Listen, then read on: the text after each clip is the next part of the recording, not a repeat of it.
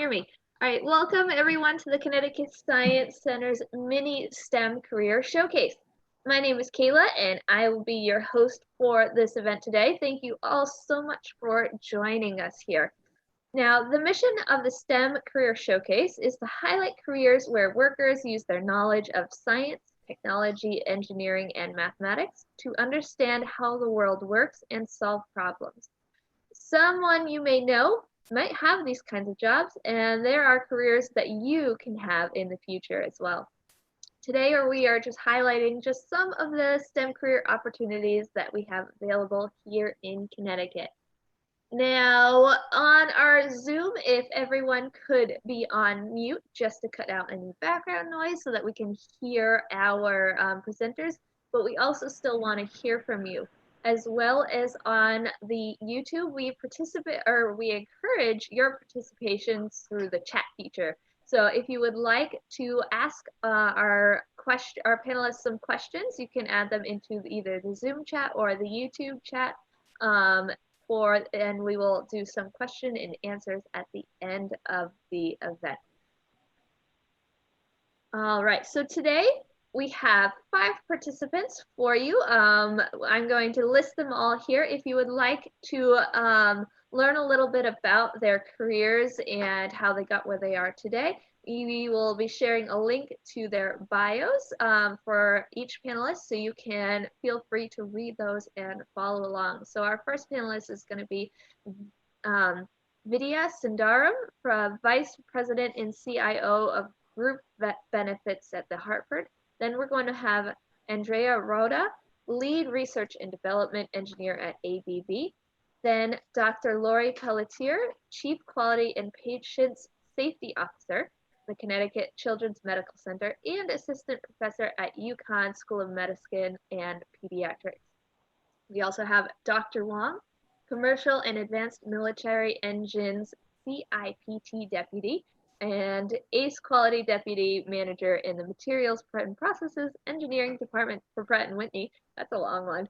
And Gurunati, Program Manager, Insurance and Financial Services at Cognizant. So we have a lot of great people here going to tell us all about their careers and their journey in the STEM profession. So again, if you would like to check out the panelist bios, they should be added into the chat. And if you have any further questions, please enter them into the chat features as well. So let us get started. Our very first speaker is going to be Vidya Sundaram. Welcome, Vidya. Thank you, Kyla. All right, so you may go ahead. Thank you. I'm very happy to be here today to talk about this topic, which is very close to my heart and I'm passionate about. A little bit about myself. If you can advance the slide, thank you. A little bit about myself and my background. So I've been living in Connecticut for the past 10 years, in New England for about 15. Live in Farmington, Connecticut, with my husband, my 15-year-old daughter, and our dog, who's featured in this picture. I love to be close to nature. We love hiking, long hikes by the trail and everything as a family when we are not traveling, which in current circumstances, I know that that's a bit of a challenge. I've been working in information technology for 20 plus years. Developing, delivering, and doing everything soup to nuts from around business applications. And I'll get a little bit later into the details of what necessarily that means. So I started my career as a programmer, a developer, back in India. Despite being in technology information technology for the last 20 plus years, I feel like it's very what interests me, why I'm very interested in this area is because it presents new problems that I can solve every single day. I cannot say that I've ever been in a place in my career where I've said, okay, I've done a lot of this and there is nothing new for me to learn. I learn and I solve new problems every single day. And that's what keeps me excited and passionate about STEM and this career in particular. A little bit about my background. I grew up in India, did all of my education there. I will say the early interest in science and math was partially my own curiosity. I do love problem solving. I do love the aspect of asking why and digging deeper and finding answers. But part of it was environmental. I think where I grew up in India, there was a lot of focus on science and math. And some of that, even now, I think that is true for a lot of Indians that are here in the United States too. It wasn't even like, it was inculcated, right? So part of it, I would say, was environment, and part of it was my own curiosity.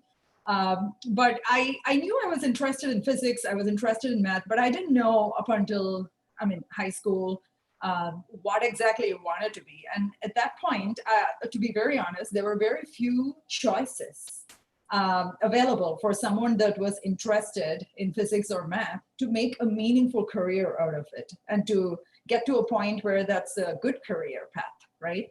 So I literally took the advice or the option that was open to me and went into a degree in electrical and electronics engineering. Now, when I did it, I definitely enjoyed the aspect of problem solving that comes with engineering.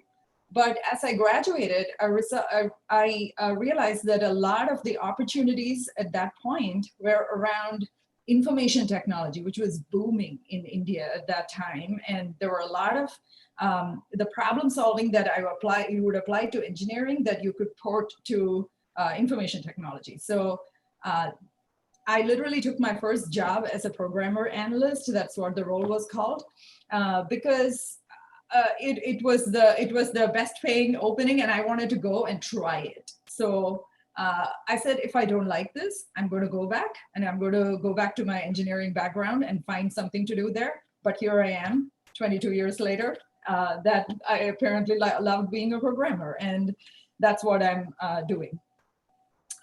If we can move to the next slide, please. So a little bit about technology and business. So when you think about information technology, there is the core technology companies like Amazons and Googles of the world where technology is their business. But then this is a different flavor that I'm talking about, where technology is a key part that drives the business. We are a part of the bigger companies that use a lot of technology, both internally and externally. Right now I work for the Hartford, which is an insurance company. They do property and casualty insurance. They also provide group benefits, which is the division that I work for, life insurance and disability insurance for employers to provide to their employees. And every business that is going through, technology-driven change in the last 20 years or so, there's so much that businesses have grown and become dependent on technology for, right? Think about a bank, or think about any retail shop that you would go to. Like decades ago, people would walk in and buy that, and now we are using technology. And what's more, the next generation, people like my daughter, expect everything to be available on their phones, right? They wouldn't even walk to a computer to access the same thing that I would have walked or driven to the store for. So technology has rapidly changed in the 20 years that I have been associated with it, and the dependence on technology and the investment in technology has grown so much, exponentially. And with the advent of companies like Amazon and people buying things online, the expectation from a customer is that every company, whether it's a bank, whether it's a retailer, it should provide the same sort of experience from a technology perspective that an Amazon provides. It's very easy. You go in, you put it into your cart, you can see what products are available, you can do a comparison, you can read reviews and go buy it, right? Very effortless and sort of frictionless. That customer experience expectation of that customer gets carried over to any other business that they interact with. And that's now driving so much of the choices that companies, big banks or insurance companies or other businesses make. And that's how we would almost say technology now is a differentiator and a competitive advantage for most of those businesses. If you don't have a great website or if you don't provide the same services that some of your competitors provide, the customer is much more likely to walk out the door and just go to where they have those options.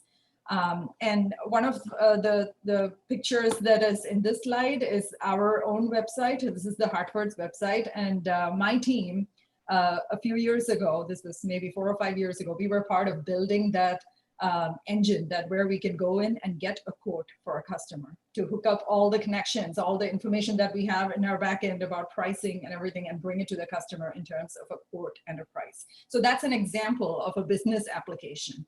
When a customer comes in, how do we make sure that they get to what they need? How do we guide them in a meaningful way? That's part of what my teams build.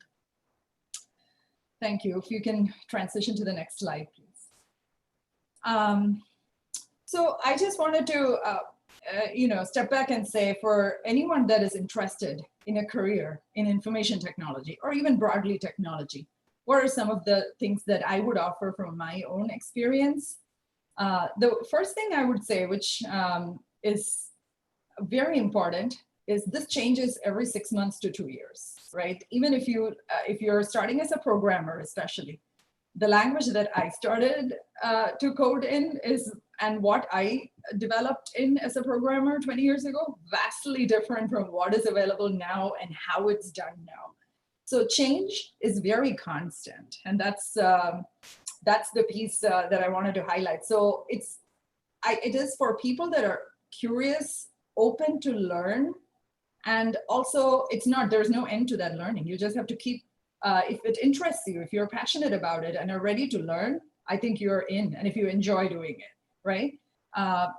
If there are younger kids, I think it would be easier for them to get started with Scratch or code.org. There's Hour of Code. There is another website where you can go and do some, it's not programming per se, but it's actually logic. You can build logical sequences. It's algorithm that would help the child sort of develop the idea of programming, the thought process that goes into programming.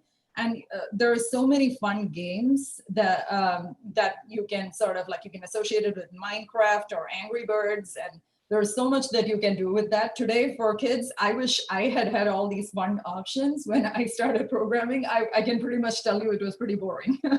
It was not this fun, but today there is so much available out there, and even just running a Google search is going to give you so many more options, and this is very limited.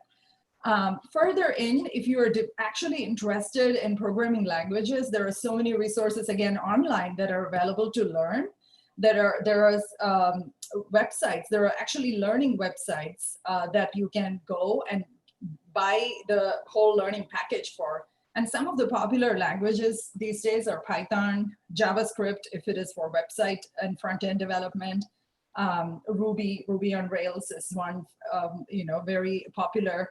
And there are other, Go is one from Google that is a very versatile language. So these are some of the popular choices. But until you explore a little bit, you really don't know what you like and what you don't like. So I would say go and explore if you're interested and try a few things and see if you're finding out what is different and what is common. Some of these can be, the logical part can be common, but how the program is built, it can be very different from one to the other. And for people that are looking for careers in information technology, there are so many areas to choose from. I've only named a few that are like really hot areas where there is so much recruitment. Companies like ours, we are always looking for great developers, great people with interest and passion for programming. And we deploy them in different areas based on where their interests. And that is probably one of the biggest things our recruitment teams are working on. So there's artificial intelligence, where you sort of use patterns to detect what the next best thing is without human intervention, and you sort of train the model to do that.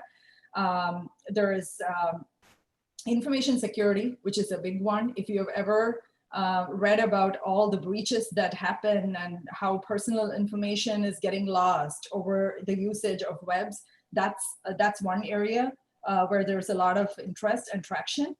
And other cloud. I don't know how many people have heard about the cloud, but the cloud is another area that is very fast growing and where we see a lot of development activity. So these are just some examples. There is just so much so much more that you can be just an app developer where you don't do any business applications, but you do just apps for phones, right? Like for on our phones. And that is another skill set.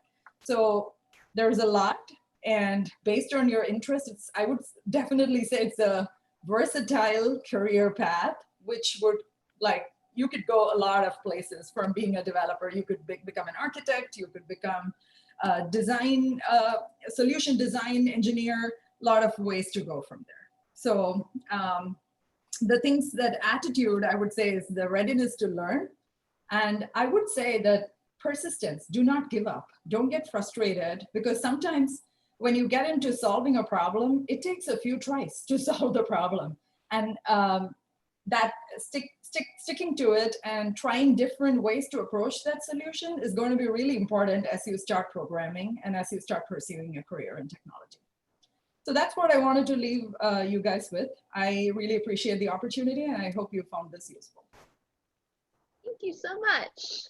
That was very nice, Vidya. Thank you. We're going to move to our second speaker here today is Andrea Rota, our lead research and developer engineer from ABB. Welcome, Andrea. Thank you so much for having me. Hopefully you can all hear and see me. Like she just mentioned, my name is Andrea Rota. I am a lead research and development engineer at ABB. I am in a 2-year rotational program. I've been with the company a little over a year now, so I don't have that extensive background like Vidya just explained, but I wanted to go and give you guys an insight into how I got into my job and where I started. So you can go into the next slide. Okay. So some early education. I grew up in the suburb of South Boston, so that South Shore area on the map. I loved living in Massachusetts. It's kind of between Boston and Cape Cod, so I got to spend a lot of time on the beach, a lot of time in the city, and really just enjoyed it. But I have a younger brother who is also studying mechanical engineering, finishing up his last year, and I found myself more attracted to playing Legos and other video games with him than I did than playing with dolls. So I saw that early on, just making Lego towers, things like that. So I went to a public high school and kind of gained an interest in STEM-related classes. So I found myself excelling in physics, chemistry, and math classes. So we took all the geometry, algebra, things like that. And then during my senior year, I took AP chemistry and AP calculus that I actually could use as college credit.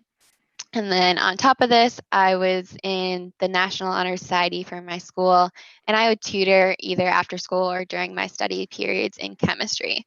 So early on, I kind of got the idea that I was interested in more math-related problem-solving classes, and that sparked my interest way more than my reading and writing classes did. And throughout my summer programs as well, I enrolled in a summer camp every year. And I was placed in STEM-related topic classes. So a lot of them were fun. We did website design, kind of opening up our own business, creating a website, did biology classes, and then also my favorite was rocket design. And we actually built these out of cardboard and shot them off with a few different chemistry experiments. So that was really fun. And I felt that it was more that my teachers and my guidance counselors were pushing me throughout this process to take on a further education in a STEM related field. Both my parents don't do engineering at all, so I couldn't rely on them to have that background. So it was really just the environment I was placed in growing up. And if you're a parent or a student out there, I would encourage you to push your child, push your young girls to go into that STEM related class, take what's challenging, and then continuous learning. So you can go to the next slide. So to further my education, I attended Worcester Polytechnic Institute in Worcester, Massachusetts. I graduated in 2019 with my degree in mechanical engineering. I focused heavily in design work because that's what I knew I wanted to go into. So during my first year, my freshman year at college, I was taking my calculus, my physics, my chemistry classes, all the basics, just to really narrow down my fundamental skills. That's what they wanted us to focus on. And then sophomore year, I got into the statics, dynamics, kinematics, which is more relating on how structural components come together, how they move, things like that. For my junior year, I focused on my materials classes, heat transfer, thermodynamics, which is really just understanding how systems work. And then for my final year, my senior year, I focused on experimentation, my design classes, and then manufacturing, hard tools, soft tools, hardware, things like that. So on the side, during my college years, I was a TA. So I would tutor, continuous tutor for calculus. I usually did Calc 2 and Calc 4. And then I was in a leadership honor society. So I did a lot of community service for that. I was in Phi Sigma Sigma, the sorority, and I was also heavily involved in Colleges Against Cancer.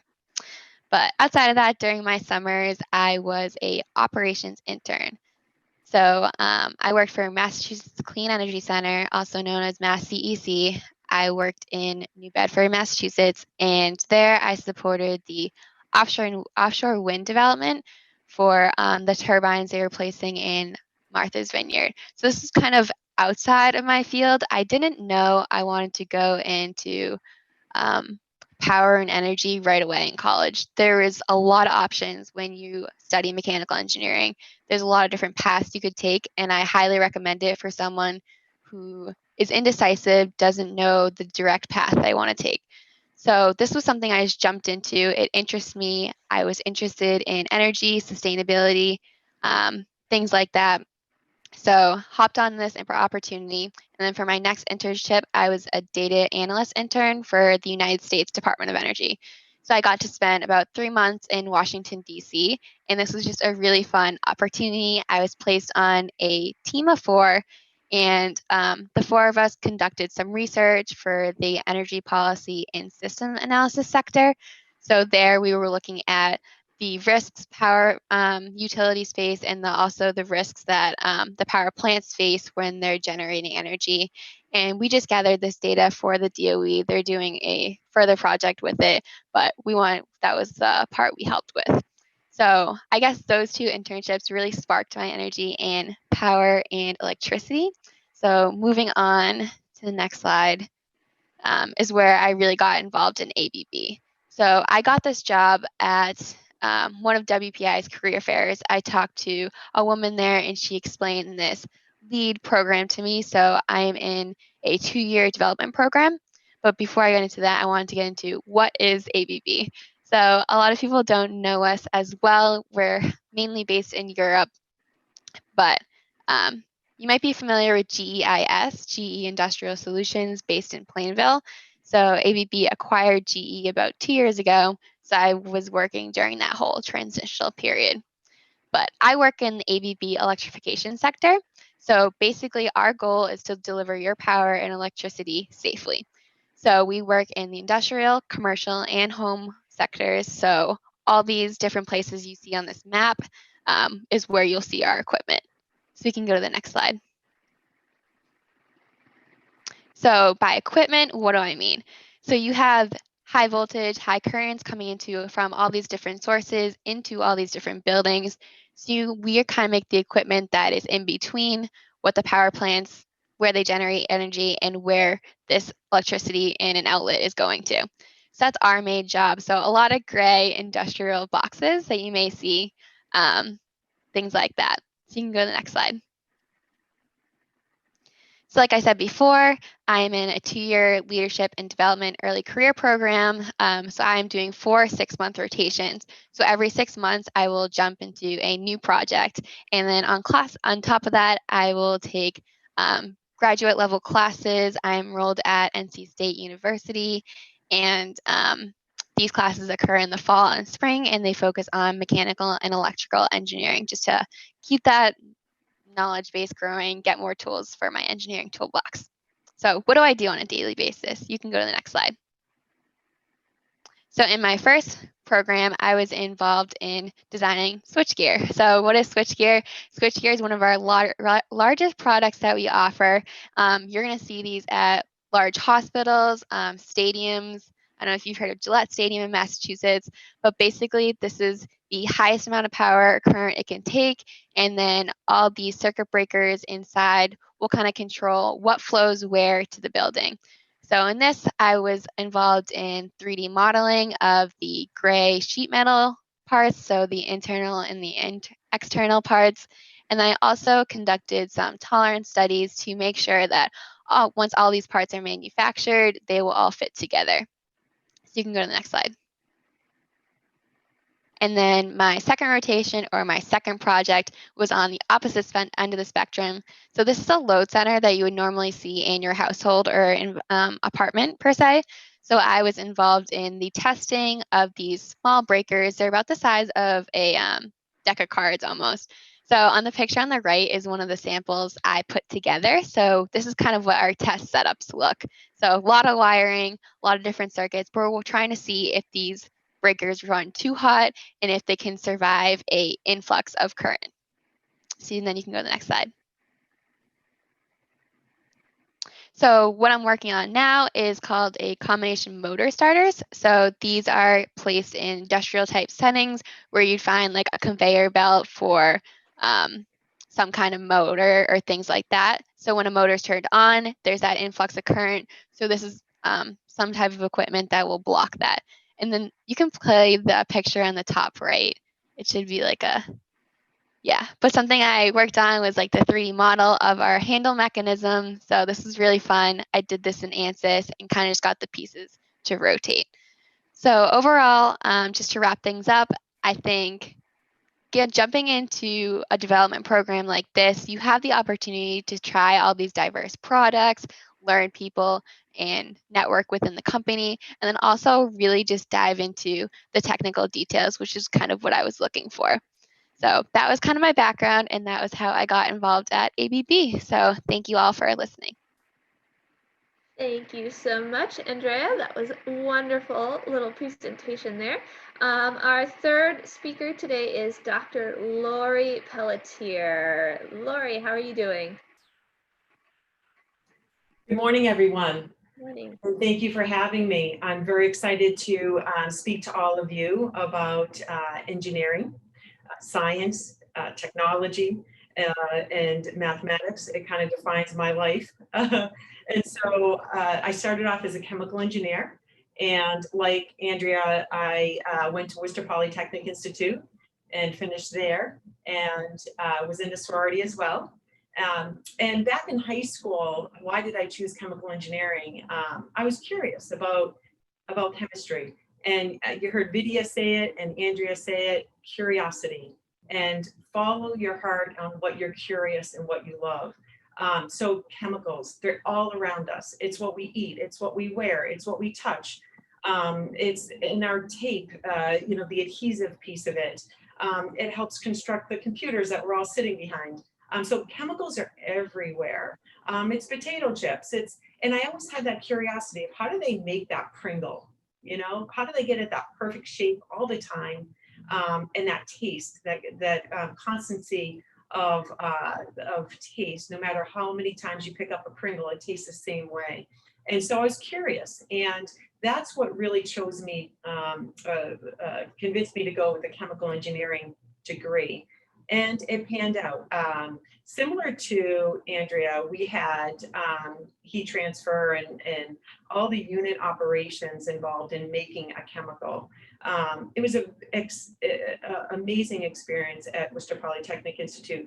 And like Andrea, I went to DC to do my interactive qualifying project for a whole semester. And we studied the education programs in developing countries, and won an award for it. And it was different than chemical engineering, and it helped us understand how technology impacts society. And so that was very transformational for me to see that. So I graduated from Worcester Polytechnic Institute, and I, through the Career Center, had many different job opportunities back then. And I chose to go with Monsanto Chemical Company, partly because I grew up in Massachusetts. I wanted to stay in Massachusetts. They're the biggest manufacturing plant in New England, in Western Mass. So that's where I started. They make the inner layer of your windshield on your cars. So that's what keeps you safe. Under certain impact, it allows you to stay in the car, but with extreme impact, it allows you to be removed from the car. And that inner layer of your windshield, so it goes glass, plastic, and then glass. We manufacture the plastic, and it's called polyvinyl butyraldehyde. Seems simple, but we purchased vinyl acetate and through a unit operation converted into polyvinyl acetate, and then through hydrolysis converted into polyvinyl alcohol, and then through another conversion, a big pot, literally, with different temperatures, pressures, flow rates, different construction of the pot, if you will, we created polyvinyl butyraldehyde, which then turned out to be a powder, a coarse powder. So that was one huge plant that we called BUFAR, and many engineers trying to optimize the process to make the highest quality at the cheapest cost, keeping everyone safe. So spent many years there. The other plant that it blew the resin over to is what we call Saflex, and it takes that resin, if you will, the powder, the resin, heats it up so it's a thick viscous melt, kind of like the consistency of honey, but it's hot, and it goes through an extruder like a meat grinder. And at the end of it, you extrude that thick viscous melt onto a die roll, like a big roll, if you will, but it goes out through a thin slit, and that's how it creates the sheet. Now that sheet is very, very important. That becomes the inner layer, and it gets rolled into big rolls like toilet paper, but it's very, very important about the quality, because what we look at is adhesion. If the adhesion is too high and it adheres to the glass very strongly, it's like it's not even there. The glass shatters. If it's too low for adhesion, it's like having a silk shirt between two pieces of glass. You get a lot of optical distortion. That's a whole different plant. So in 17 years, I worked in those two different plants, optimizing polyvinyl butyraldehyde in the construction of that inner layer. I learned a lot in 17 years, in particular, process engineering, and that was really my title. And I had a couple of managerial positions in our laboratory, but I learned a lot about process. I learned a lot about words that you might hear in college or even now in high school around lean or Six Sigma, process improvement. There's all kinds of flavors out there. But what Vidya and Andrea hit on that's very, very important is the desire and thirst to problem solve. And even now at Connecticut Children's, and even as a leader, how you ask questions around problem solving with respect and humility, that curiosity is what will serve you well no matter where you go. So after 17 years, and also I earned my MBA during that time, I decided to move on away from manufacturing. I wanted to impact society in a more direct fashion. And I read a book from the IHI called Crossing the Quality Chasm. And in there, it noted that 45,000 to 99,000 people die every year due to errors that are preventable in healthcare. Errors that are preventable in healthcare. Now, I just came from a massive manufacturing plant. And if we had one error that was associated with the fatality that killed somebody, we would have been closed down. We constantly focused on safety like no one's business. And so, and matter of fact, the Everett plant that we had back in the 80s closed down because of one major injury. And so how can this industry called healthcare get away with injuring patients? Not only injuring, but people are dying due to errors that are preventable. There goes my curiosity. And everyone knows people that have been affected by errors in healthcare, and I was one of them. So again, curiosity. So I decided to apply back to Worcester Polytechnic Institute for my PhD in health systems engineering. It's under the umbrella of manufacturing engineering. And there I studied about electronic health records. That was one of the IHI's promises to better quality and patient care. However, as of 2010, EHRs in of itself were not achieving the goals as stated. So I went back full-time, 4 years. I had 2 little kids, wasn't easy, but I loved it. And I focused on physician measurement. How do we measure physicians in a way that helps for quality improvement and give them incentives and so forth. The EHR, and I just published an article regarding electronic health records and their enabling of standardization and really balancing standardization with customization and medical home. Great experience at WPI again. And what that afforded me through my research is connections with UMass Murray Healthcare and Fallon Clinic at that time. So UMass Murray Healthcare made me an offer I couldn't refuse. I was a VP, and the whole goal to my career in the last 12 years in healthcare is bringing the best value to our patients and families at the best economical way, and also the best care possible. So that has always been, from the time you arrive in the emergency department to the time you're head in bed in the inpatient setting, or the time that you're discharged from the inpatient setting, or arrival to your clinic visit for your pediatrician, your annual visit, your well visit, to the time in which you leave. What is that experience like? And so after 10 years at UMass Murray Healthcare, I found this wonderful opportunity at Connecticut Children's at Hartford. It's the only standing children's hospital in Connecticut, and only one of a couple in New England. As you know, Boston Children's is another one. And you know, it's why I chose Connecticut Children's. Amazing leadership. We talked about problem solving today. We talked a little bit about curiosity. And there's two other pieces of being successful in life, no matter what position, and that is respect and humility. Curiosity allows you to ask all those profound questions that get people to think differently. And so my role as the Chief Quality and Patient Safety Officer here is to bring the best value to the right patient at the right time, the right care, and always doing this in a way that is patient-centric. One of the things that's been challenging in the last 6 months, as you all know, is COVID. And so as the Chief Quality Officer, I've been leading all of the process redesign. So again, going back to my manufacturing years, bringing in process rigor and how we build things, whether it's processes or it's keeping our patients safe with the right level of PPE, personal protection equipment. So making sure we have the right number of masks for our patients, for our team members. We have all of the, you hear it on the news, the N95s, the medications, and so forth. And so we have, from day one, been building these processes, the standard work, going out, training all of our team members. As you know or been exposed to, we stood up very quickly telemedicine so that you can have, with appropriate reasons, complaints, you can do telemedicine over your iPad or computer and get the care that you need. We have virtual waiting room. So this is all technology, new technology.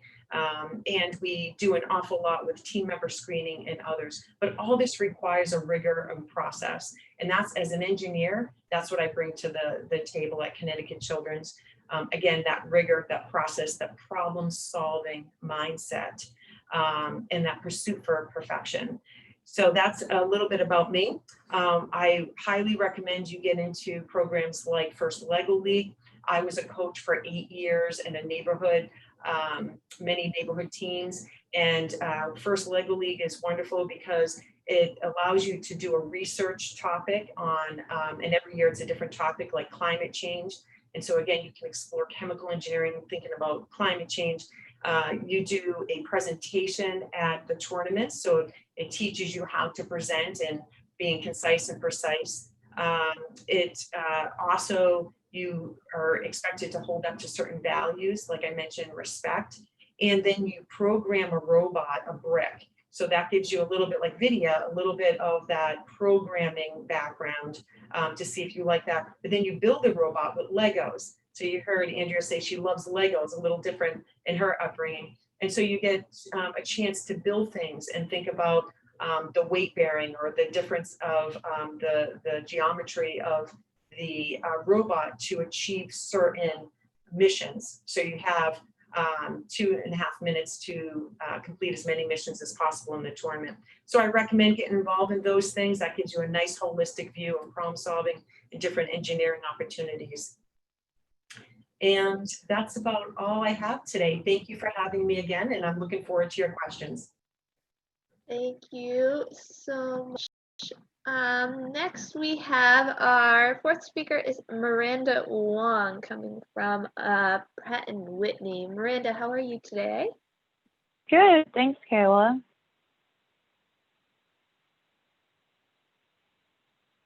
Can you guys hear me? Yes, we can. Thank you very much. Okay. Perfect. Hi, everyone. I'm Miranda. I work at Pratt & Whitney.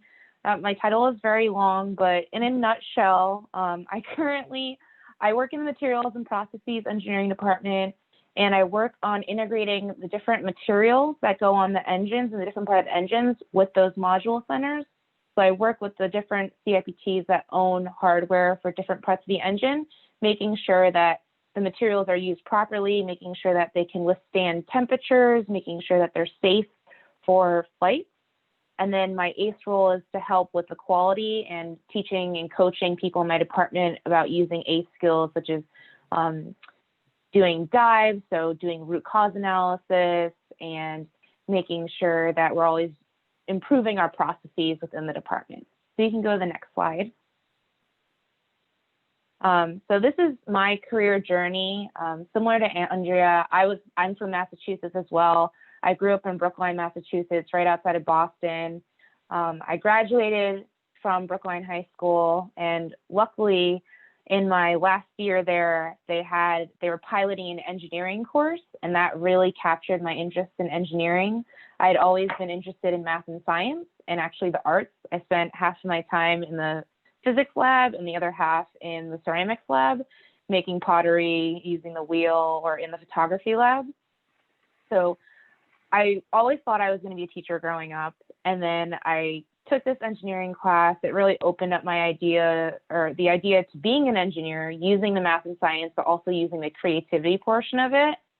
And from there, I had applied to about half engineering schools and half liberal arts schools because I still wasn't sure. And then I ended up going to RPI in Troy, New York. And it was a really great experience there. When I was there, I started out as an undeclared engineering major. I wasn't really sure what I wanted to do in engineering yet. I took a materials engineering course my first semester there, and I was pretty much hooked from then. And I decided, and I declared after my first semester, that I wanted to be a materials engineer. And while I was at school, I took part in a lot of different things. I was part of Engineering Ambassadors, which is funded by RTX, which is based in Connecticut. And they actually have programs at 4 different schools: RPI, WPI, UConn, and Penn State. And they work with those schools to create programs where you go out to local middle schools and high schools. So I went through this presentation training process, which gave me all of my presentation skills that I still use today. And we went to middle schools and high schools and taught the kids about engineering, so different topics. And we would come in with hands-on activities. So we had students building bridges. We had them working with Legos, looking at CAD designs. Anything that we were focused on, we relayed that and turned it into information that younger students could digest, which I love doing, and I still continue to support that program within my job at Pratt & Whitney today. I was also part of the varsity swimming and diving team all 4 years and part of Materials Advantage. So I tried to stay in the loop within my department, as well as I had the swimming and diving to help me with my social activities and to keep me focused actually on the academics. And while I was there, I got my first internship at Sikorsky Aircraft. I worked in the engineering department, and then I returned the following summer, and I worked in the failure analysis lab there, which was really fantastic. And I really got to be hands-on, and I got to see the different parts and evaluate them, whether it was for non-destructive evaluation, So part of that would be me dunking parts into this bath and then using a UV light to shine on it, and it would, if any cracks were there, it would appear, it would glow, like glow in the dark. So I thought that was really cool. It was my first hands-on experience. And then I graduated in 2013 and I moved back to Connecticut full-time with my first full-time job at Pratt & Whitney. And there I was in their engineering development program.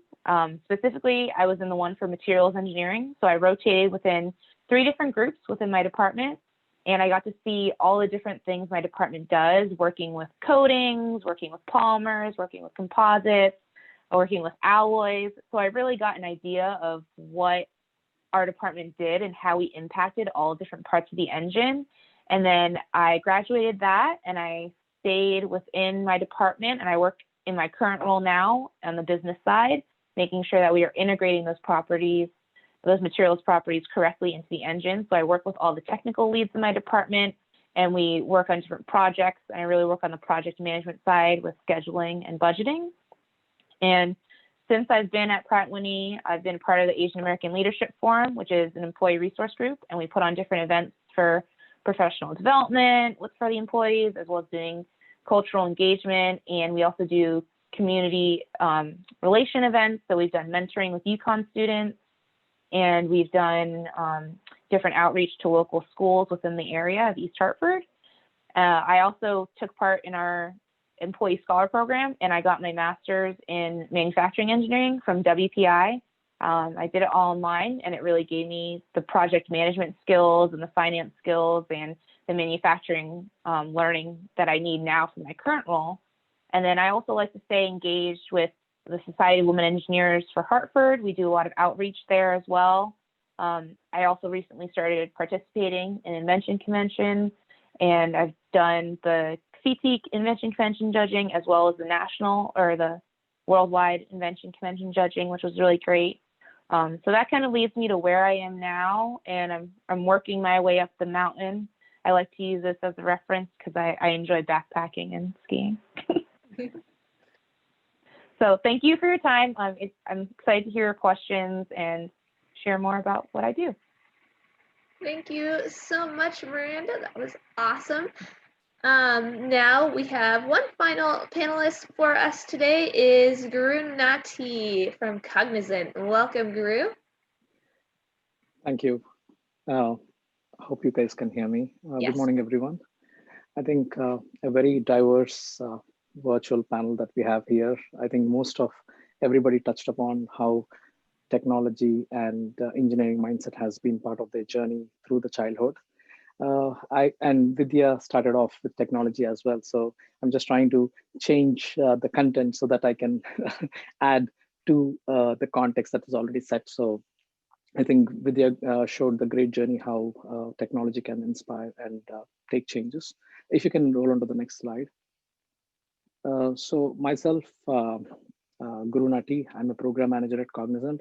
I've been with Cognizant for over 13 years, and at Cognizant, my job is to help solve business problems for customers of Cognizant. So definitely many of the companies that are in here from the panelists, we definitely offer services for them, how to solve their business problems. So we definitely do that. And just a quick outside work. I have 2 daughters, one a first grader and a 5th grader. Both keep us very busy, and I have a working wife as well. So, and she works in technology too. So technology is all around us, and I think I'm very happy about that. And outside work, I do have few hobbies. Like biking is something that I enjoy. It helps me get outside of work and gets recharged and refreshed, and so that you can go back to your problem solving and pick where you are. So it definitely is a good interest. And cooking has been a late addition with all the pandemic and not going out to restaurants. We figured, okay, how do we engage kids and keep them interested? So I picked this as a new hobby. So it has been serving as well, I can say that. And besides all of these hobbies, one thing that I'm passionate about is volunteering and giving back to the STEM community. I'll talk about the journey that I have. I think we've seen some of the aspects, that curiosity and growing up in childhood, having the clarity. I may have a contrast there because while there was curiosity, there was a lot of confusion.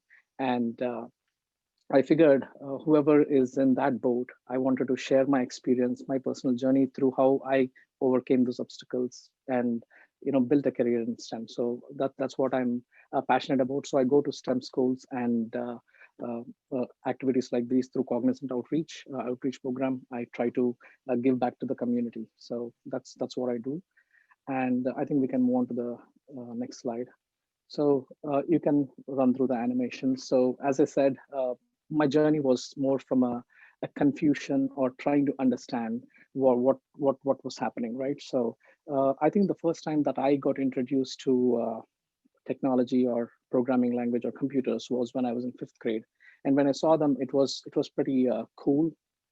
And but I didn't know what exactly I'm going to use this. I couldn't imagine or visualize myself like how this technology can really offer a job in the future, right? So going into high school, the questions actually gotten more and the clarity was not much. And growing up in 90s, you have very few support systems where you can lean on. Like today, you have this great forum that Connecticut Science Center has enabled, where parents and families can look up to what kind of opportunities that are out there. But back in the day, we didn't have much. So there was this constant, but there was this curiosity. I didn't shy away from it, but at the same time, I was not very sure about what exactly it has to offer. And then when I went to my bachelor's degree, many of my friends started talking about it. And as Vidya mentioned, it was a big part in India where everybody was talking about it. So I finally thought like, okay, yeah, let's focus on a few more technology classes. Let's pick up some fundamentals and let's see where this goes. So I thought I finally made the call, and through the foundational learning, I was able to. I attended an interview with Cognizant and I was selected. And then there, my journey on technology has started, and it has taken different aspects, as you can see. In the very first, the one thing that Cognizant was able to provide me was I always had this confusion as to like, okay, how am I going to use this? What is this technology? How is this really getting applied? And how can I? What am I doing, right? So when we joined Cognizant, there was a community that uh, we were brought together where there were senior developers or senior experienced professionals, and when we started talking to them, and it started coming to me as like, okay, how they started solving the problems, right? So when you understand that context, I was able to relate well. And from then on, it started, my journey started, right? And if my very first project was to for a bank in London. We were trying to, back then the scanners was too big, the scanner sizes were too large, and the first project was to scan the checks through that large scanners. It was revolutionary back in 2005, but nowadays people can just pick up their phone and take a picture of the check and it gets deposited. It's the transformation of technology, right? From where it was in 2005 and where it is today. I think that the continuous enhancements in technology also shows the kind of job opportunities and career opportunities that are out there. What we saw when I started in 2005, I did not know that in 2015 the mobile technologies would like boom and expand and a lot of career opportunities. But that the path, the constant journey, definitely took me closer to the path. And every year that I experienced, and it definitely gave me a better picture, and I saw a solid future. And Cognizant definitely opened up a world of possibilities for me. When I say possibilities, when I started, I was like Vidya said, I was a program analyst too, a technologist, started my coding. And then as we started solving bigger problems, my interest started getting into the project management space, where you try to assemble a team trying to solve the business problem. And then over years, the small teams grew large. And right now we are managing multiple teams and solving global problems. So I think that is where I could see the structure of how constantly that I could see the growth. And definitely, I think we can move on to the next page. So I could see that the career path, and where I started as a kid, all confused, to as once I started taking that big step of let's get into this and let's start understanding this, and when I understood the applicability, it really came together. And if you can run on to the next ones. I thought I'll share some of the aspects here that where we see technology that has how technology is in your day-to-day life, right? In 2005, when someone would have told me that you can order food on your phone and that comes delivers in the next 10 minutes, I wouldn't believe it, right? And you could order forget about food. These days, you can even order a car, right? In a matter of less than 10 minutes, if you're all ready, you can order a car. So the technology has transformed a lot. And if you see now, there are so many new technologies like artificial intelligence, right? Machine learning and robotics, drones. These are all new technologies. So imagine what these would be 10 years down the line, because technology on a day-to-day basis, is getting very integrated into our life. And all the conveniences that technology is bringing, behind all of this, there's a lot of work that goes in. And that work creates a lot of career opportunities. And as all of them suggested so far, be curious, try to continuously learn and never give up, right? As you start solving a problem, you start small and then you'll have the confidence and you'll move up the next one. And as you start solving problems, you will be then thinking back and saying, oh, wow, I could do this. You just keep the complexity of the challenges grow, and your interest and your experience comes to solve that larger complexity. So with that said, I think all the panels has spoken great about all the transformation journeys. I thought I'll add this different point of view. So if thank you for Connecticut Science Center for giving me the opportunity. If there are any questions, I will take them. Awesome. Well, thank you to all of our presenters. We do have a few questions. We don't have super a lot of time, but I have one for at least each of you to ask. And I would like to thank you guys for also chatting in our chat, answering questions. That was great. So I'm going to start with a question for Andrea. We would like to know, what were your favorite STEM classes you took in high school and college? Ooh, okay, so that's a really good question. In high school, definitely I really liked my physics classes. So I think I took one junior year and senior year. And then I took calculus as well, junior year and senior year. But my school also offered like an intro to engineering class, which was really cool. So we learned a little bit about Java there, which was fun. And we also took like a computer technology class, and that's kind of where you learned your how to use Excel, how to create a pivot table, things like that. And then in college, we did 2 different interactive qualifying projects. So I believe, as Lori mentioned, she did hers in DC as well. But for my senior year, we did like an experimentation design project with that. I took a lot of intro design classes. I was really interested in 3D printing. So there was a lot of classes focused on that. I learned how to load my filament into the printer that I was using, what you could possibly print, those different sizes, like the density for objects, just really understanding how parts are made with additive manufacturing. So I was really interested in that as well. Awesome, thank you. Definitely some cool classes I wish I could have taken Yes. back in high school. All right, I have another question. I have a question for Lori. We would like to know, throughout your career, what has it been like to be a woman in a STEM focused field? That's a great question, and thank you for asking. And I first want to thank all of the presenters today. They were so amazing. I'm so impressed with all of your backgrounds. I will say that back in 1989, graduating with a chemical engineering degree, first, even in high school, I was not encouraged to go into engineering as a woman. When I graduated from WPI in 1989, it was during that time where there was a real push for organizations to hire women and diverse backgrounds and so forth. And so that became a challenge because I was #1 in my Chem Eng class for my GPA. And yet I had like a little tag over my head saying, hired because I was a woman. So, I really had to focus just on doing my job and doing it well. And that's it. And I think that is a core principle of who I am, is always focus on what you have control over, do it well, always put your best foot forward and things will come your way. And that's how I grew up and what has really led to my success.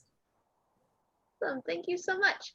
I have a question for Vidya. This is actually a question I've always had as well. You talked a lot about programming and coding and things like that and how many different languages there are. Is it something that people or students learning have to worry about, that they learn the wrong language, or are they all kind of interconnected together, and best ways to go about that? But if you're early on and just trying to get into one, I would just say try one, because the logic and the detail that goes into programming is, I would say that you will learn through any language, whether you enjoy that or not. Any language is a good measure for that. But if you're going into it for a career, I think people who have been programming and dabbled with more than one languages will eventually figure out what they like. So there are people, for example, on my teams, and that are they enjoy doing one type of work, front-end developer, that is mostly to do with web page development, everything that you see on a web page. And then there are back-end developers who would like to work with databases and services, and that's a different type of programming. But if you start on one and you know that you're interested, then you can sort of expand into another one that is different and sort of see which one you like better. There are people who, swear by, I love this way better than the other one. So, but they are different, and you have to experiment a little bit and learn to see what you like best. Awesome, thank you so much. We have a question for Miranda. We have a question from a viewer on our YouTube page. She says that, I love science and art. You mentioned that you get to use your creativity. How does that factor into your job, and how do you see art and science combining? So they sound very different, but I think they're very intertwined. And I think a lot of that has to do with the design portion, right? There's a lot of different design engineers. There's a lot of different types of design engineers. And you can really, that's how you get your creativity. You think outside the box. So you're not thinking, it's always been done this one way, I'm going to keep doing it this one way. It's how do I improve it, and how do I make it better, and how can I look at it differently, that really pushes your creative side. And just even with materials, I think that's creative, trying to find the next innovative material to making sure it can withstand different temperatures without losing different properties. Awesome. That's great. I loved art, and it's always nice to have things interconnect to each other. I have another question. I have one for Guru. We would like to know, what is one piece of advice for someone who is unsure whether or not they should do or can even try STEM? I would say my piece of advice is I share the same confusions when I started. And over the years, I can say that was the best decision that I've ever made, that just to give it a try, right? All along, I was skeptical, not very sure how it would really end. And today, I see that the value that it has brought in, right? And how much I'm learning each day, as Vidya said, right? Every day is a new problem we try to solve for. So I think that's the best part that wakes me up in the morning, saying that you have to have some motivation, right? And I think the best part is like how you're solving those problems and making somebody's life better. I think if you can think that you can be part of the problem, and by just taking a step today, in taking that first step, saying that, okay, let me understand what this is, big, small. You don't have to go big. And because while there are different technologies aspects, there are so many things to confuse us. What I understood after the whole journey is that the fundamentals are constantly the same. the conversations, the questions that you ask, the problem solving questions are still the same. So I would say start small, be curious. It's okay. At times we get little nervous. Are we on the right track? So it is okay. It is okay to fail. But the thing is, in the failing, you're also learning. So that's my biggest advice. Thank you so much. Now I have a general type question. If any of you would like to share, one of our viewers named Eddie would like to know, for someone with no relevant work experience, do you think there's an age limit for someone to start and pursue a STEM career? Anybody like to share? I would say no, because I don't think it's an age thing. It's the aptitude and your resilience and your willingness to try things. Sure, there could be factors that you have to weigh in as you are older, that whether you want to make the change, is it worth for you making the change? Those are some questions. But I don't think age is a barrier at all. When I look at even programmers, I have a wide variety of people across different ages and on my teams, all enjoying their careers. And we've also been very successful in some non-technology people working for the Hartford, being transitioned into a technology career through their interest and some internal training. So that's happened, and we've seen it be successful. And so I would definitely say that age is not a barrier. I echo that. Technology definitely, age is definitely not a barrier. You can pick up small at any point in time, and it is up to you, like how long you want to pursue it and to what shape you want to take it up. So I echo that. Thank you so much.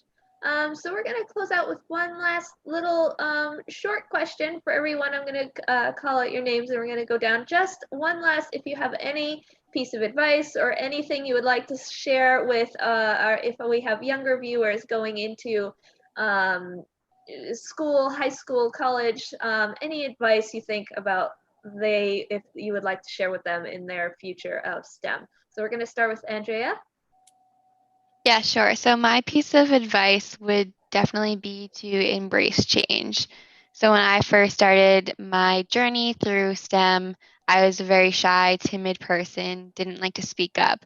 But as you're going through this, and as a woman in this field, you want your voice to be heard, and that's really important. And others around you, if they hired you, if they accepted you to the school, they want you there. So don't be afraid to speak up and accept the new changes that are coming into your life. Thank you so much. Lori, would you like to share some last words? One thing I would say, especially when I'm coaching students, is there are no mistakes. It's all about learning. Continue that passion, that curiosity, the desire to learn, and know that we learn the most when we make mistakes. Awesome. Thank you so much. Miranda.